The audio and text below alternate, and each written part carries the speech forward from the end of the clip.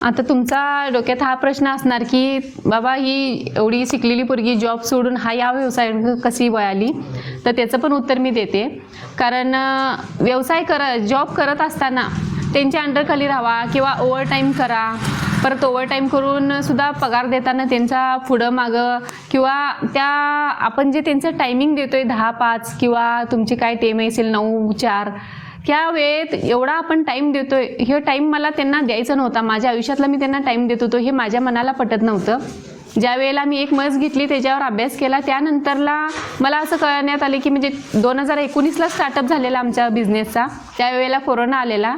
पण सगळ्यांचे नोकरी पुण्यात जे असणारे किंवा बाहेरगावी पण कुठं परगावी असलेले ज्यांची नोकऱ्या बंद झाल्या, ज्या कंपन्या बंद पडल्या, ते घरी येऊन राहिले. त्यावेळी माझा व्यवसाय चालू होता. 2-4 काम अशी विनात पण आमचा व्यवसाय चालू होता. त्यावेळेला माझ्या लक्षात आली की बाबा जग बंद पडेल पण शेतकरी कधीही थांबणार नाही.